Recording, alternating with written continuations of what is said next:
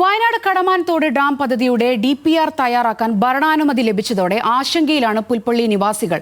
ജനവാസ മേഖലയിൽ അണക്കെട്ട് നിർമ്മിക്കുന്നതോടെ നിരവധി പേർക്കാണ് വീണ്ടും കൃഷിഭൂമിയും നഷ്ടമാകുക. പദ്ധതി നടപ്പാക്കിയാൽ പുൽപ്പള്ളി നഗരം വെള്ളത്തിനടിയിലാകുമെന്നാണ് നാട്ടുകാർ പറയുന്നത്. നമുക്കിവിടെ എവിടെ വെള്ളമില്ലെന്ന് പറയുന്നത്? നമുക്കിവിടെ ഇഷ്ടംപോലെ ആവശ്യത്തിന് വെള്ളമുണ്ട്.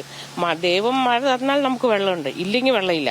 പിന്നെ ഇവിടെ ഒരു ഡാം പിടിച്ച് കെട്ടിയിട്ട് വേണം ഇങ്ങനെ നമുക്കൊരു കൃഷി ചെയ്യാനുള്ള ആവശ്യത്തിന് നമ്മൾ എന്തിനാണ് ചെയ്യുന്നത്? ഇത് ജനങ്ങൾക്ക് വേണ്ട. പിന്നെ ആർക്കാണ് ഈ ഡാമിന്റെ ആവശ്യം? സർക്കാരിനോ അതോ കോൺട്രാക്ടർമാർക്കോ? ആർക്കാ വേണ്ടത്?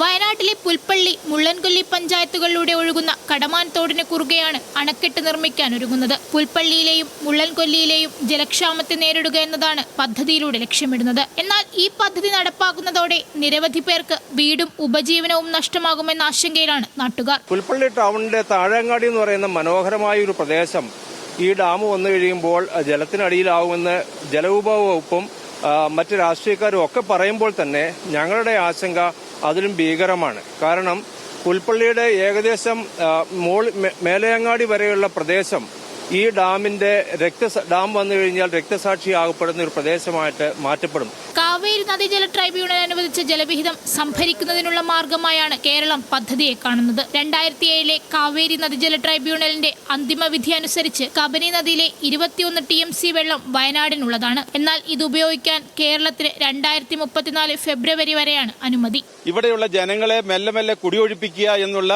സർക്കാരിന്റെ തന്ത്രപരമായ നീക്കത്തിന്റെ ഭാഗമായി ആദ്യമേ പുൽപ്പള്ളി, പിന്നെ തൊണ്ടാട്, അതിനുശേഷം മറ്റ് നൂൽപ്പുഴ, പിന്നെ മീനങ്ങാടി, ഇങ്ങനെ തുടങ്ങിയ പ്രദേശങ്ങളിൽ നിരവധിയായ പദ്ധതികൾ കൊണ്ടുവരികയും ജനവാസമില്ലാതെ മൃഗത്തിന് യഥേഷ്ടം സഞ്ചരിക്കാൻ പറ്റുന്ന ഒരു പ്രദേശമാക്കി മാറ്റുകയും ചെയ്യുക എന്നുള്ള ഒരു ലക്ഷ്യം. അതിലൂടെ ടൂറിസമാണ് ഞങ്ങൾ മനസ്സിലാക്കുന്നത്. ഇവിടുത്തെ മനുഷ്യരെ കുടിയിറക്കി അതിലൂടെ ടൂറിസം ഡെവലപ്പ് ചെയ്യുക എന്നുള്ള ലക്ഷ്യമാണ് ഗവൺമെന്റ് ഹിഡൻ അജണ്ട.